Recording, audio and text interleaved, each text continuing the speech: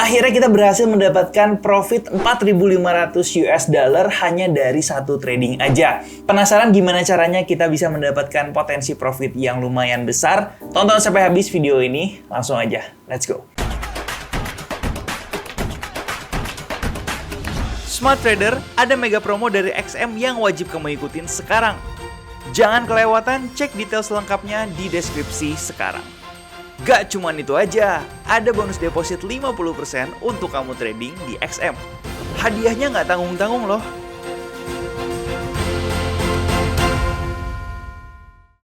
Halo Smart Trader, apa kabar? Balik lagi sama saya Andi Senjaya. Saya senang banget ada satu segmen khusus tempat saya sharing atau curhat seputar trading yang saya lakukan di Futures Market. Jadi seperti yang teman-teman tahu, ini adalah segmen atau series tentang jejak trading, di mana di series ini saya akan lebih memfokuskan untuk sharing pengalaman saya tentang trading di Futures Market. Dan saya sengaja membuat segmen ini untuk mendokumentasikan apa aja yang saya pelajari, dan semoga ini juga bisa bermanfaat buat teman-teman Smart Trader semua yang saat ini sedang trading di Futures juga.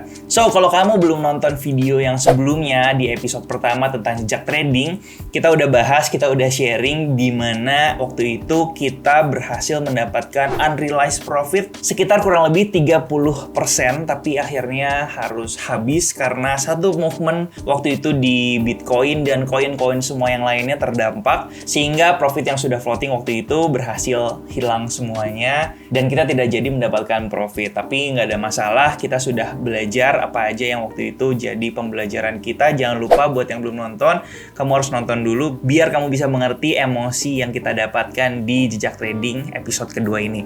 Jadi yang belum nonton, linknya ada di situ, silahkan ditonton dulu.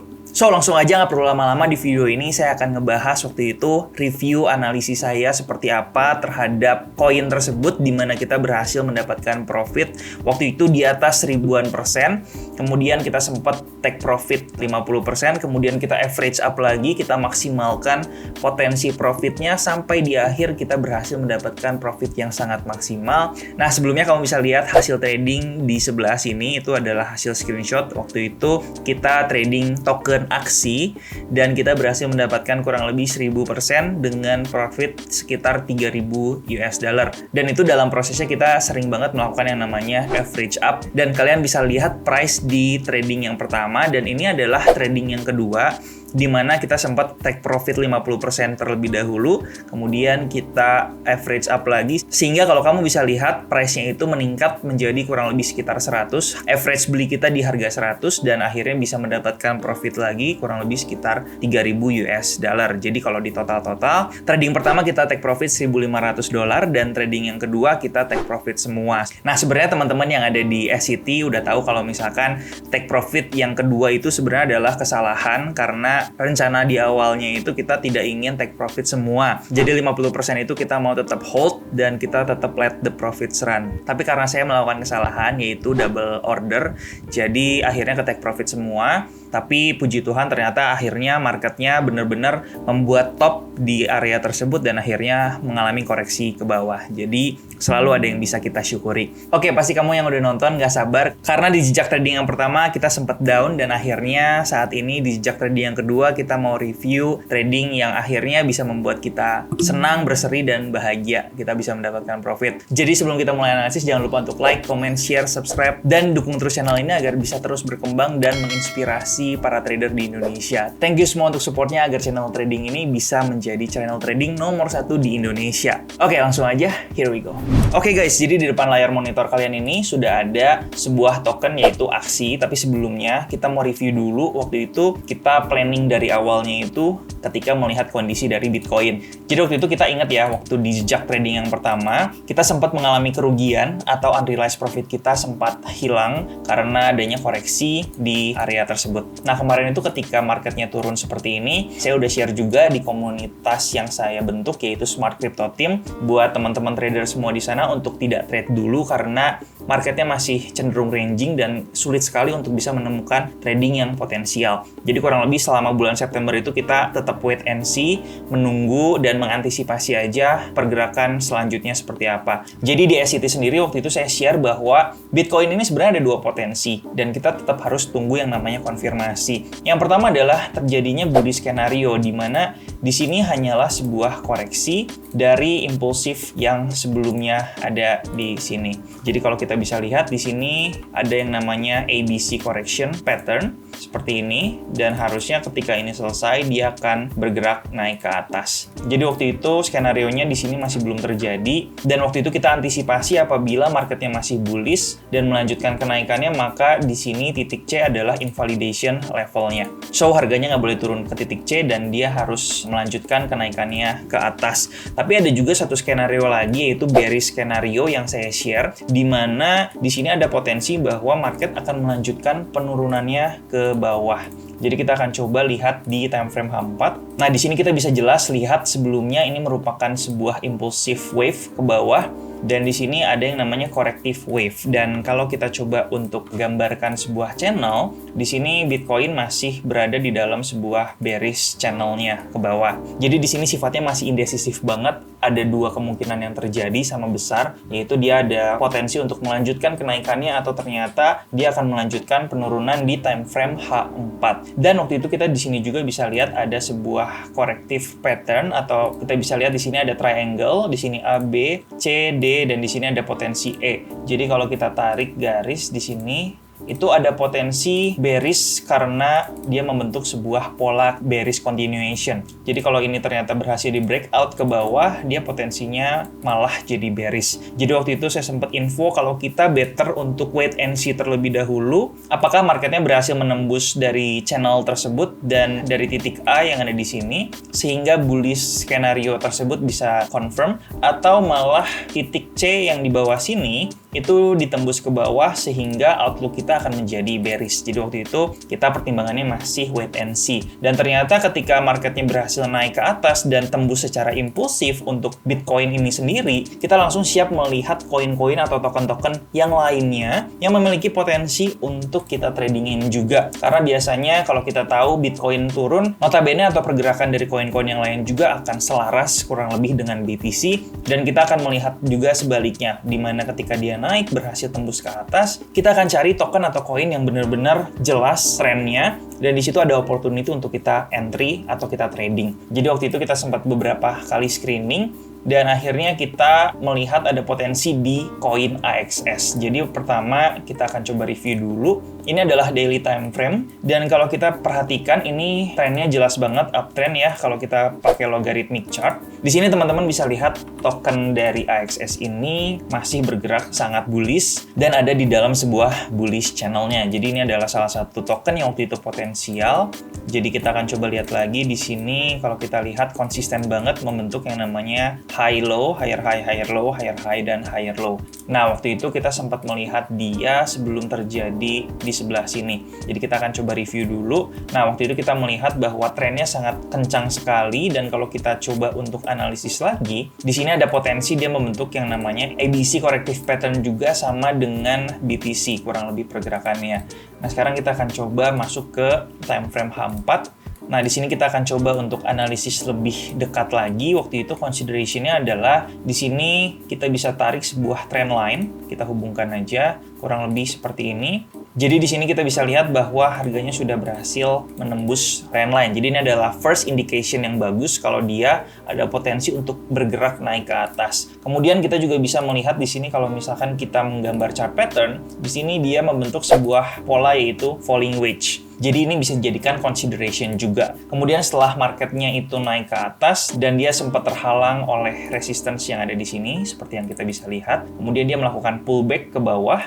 Di sini dia melakukan pullback dan dia terus naik ke atas. Jadi waktu itu kurang lebih di sekitar sini kita consider untuk wait and see terlebih dahulu dan kita akan lihat perkembangannya seperti apa. Jadi saya sempat beli waktu itu di sebelah sini. Jadi waktu itu alasan masuknya karena dia berhasil breakout dari swing yang ada di sini Jadi di sekitar sini kita sempat masuk waktu itu, tapi waktu itu consideration-nya adalah kita masih perlu wait and see. Kenapa? Karena mengingat di sini kalau kita tarik Fibonacci, ini merupakan area Fibonacci 61,8. Dan di sini juga kalau kita tarik garis, kita hubungkan di sini, itu ada potensi dia membentuk yang namanya falling wedge, kurang lebih seperti ini. Jadi kalau misalkan falling wedge ini berhasil di breakdown ke bawah, kita perlu waspada. Jadi yang saya lakukan waktu itu sempat close dulu posisi saya. Di sini saya sempat close terlebih dahulu, dan saya akan menunggu konfirmasi yang lebih pasti ketika harganya berhasil breakout daripada swing yang ada di sini. Jadi ini adalah resistance 61,8. Kalau dia berhasil breakout daripada swing ini, saya bisa lihat ada sebuah tren baru yang akan terjadi buat aksi USDT ini.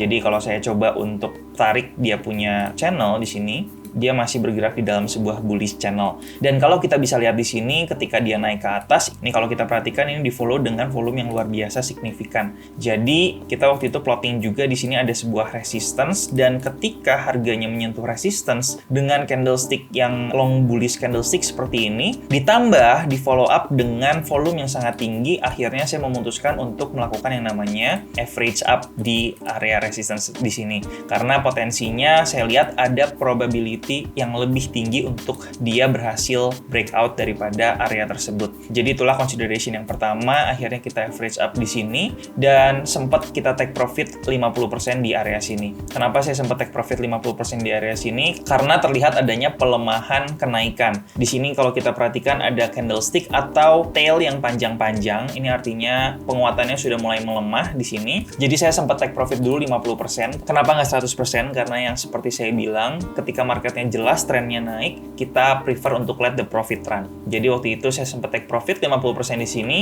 kemudian ketika dia melakukan koreksi ke bawah, kita masih hold, dan saya waktu itu juga bilang bahwa kita bisa masuk lagi ketika dia berhasil breakout daripada swing yang sebelumnya ada di sini. Jadi waktu itu kita sempat average up lagi di sini karena stop loss-nya sendiri bisa pindah ke swing yang ada di bawah sini, dan akhirnya kita bisa mendapatkan maksimal profit. Jadi waktu itu target profitnya sendiri kita menggunakan Fibonacci 161,8, tapi kita menggunakan yang logaritmik karena marketnya sangat trending. Jadi waktu itu kita expect bahwa harganya bisa naik ke level yang lebih tinggi lagi. Jadi kita menggunakan logarithmic chart karena ini adalah satu-satunya cara untuk mencari di mana level resistance berikutnya ketika harganya sedang all time high seperti ini. Jadi itulah analisis yang baru saja kita bahas, dan puji Tuhan kita berhasil mendapatkan profit yang lumayan besar sehingga portofolio kita bisa bertumbuh. Jadi perlu diingat bahwa performance trading itu nggak harus naik tiap hari, kadang-kadang ada turunnya ketika marketnya kurang bagus untuk bisa trading, tapi ketika momentumnya kembali jelas dan kita bisa ambil opportunity, kita bisa mendapatkan profit yang lebih maksimal lagi. Jadi kurang lebih seperti itu untuk review analisisnya, dan mungkin untuk sekarang kita bisa lihat aksi ini masih bergerak uptrend dan sekarang terlihat sedang melakukan yang namanya koreksi. Kalau kita bisa lihat di sini kita bisa menggunakan channel untuk mengukur kira-kira koreksinya seperti apa. Kita akan tunggu dia berhasil breakout daripada downtrend channelnya, kemudian diikuti dengan volume yang tinggi sehingga ada probability aksi ini akan terus naik ke level yang lebih tinggi lagi. Jadi kita tunggu aja. Kalau misalkan belum ada konfirmasi, lebih baik untuk sabar menunggu aja konfirmasinya karena akan menjadi lebih spekulatif dan lebih risky juga untuk kita trading masuk ketika marketnya masih belum memberikan kita konfirmasi. Jadi kurang lebih itu untuk AXS. Tapi ingat juga bahwa market itu tidak selalu mudah untuk bisa dianalisis. Kalau kita lihat di sini memang seperti membentuk yang namanya falling wedge, tapi bisa aja ketika dia berhasil breakout ke atas dia membentuk extended corrective pattern. Jadi kurang lebih nanti dia akan seperti ini. Ini bisa aja terjadi. Jadi gambaran besarnya ini ABC, zigzag correction pattern, kemudian dia kembali naik lagi ke atas. So itulah alasannya kenapa saya lebih suka untuk trading buy on breakout gitu ya. Karena dari volumenya juga udah jelas, kemudian dari polanya juga udah siap untuk naik signifikan. Jadi kita tradingnya bisa lebih nyaman lagi, walaupun trading buy on breakout itu kadang-kadang secara risk reward rasionya nggak lebih bagus daripada buy on weakness. Tapi ingat, dua-duanya punya potensi, dua-duanya punya pro dan con-nya masing-masing. Sesuaikan aja dengan gaya trading dan kenyamanannya masing-masing. Jadi sekian kurang lebih review bagaimana proses dan perjalanan analisis kita mendapatkan profit kurang lebih 4.500 US dollar, dan saya juga bersyukur teman-teman di Smart Crypto Team juga berhasil mendapatkan profit yang signifikan.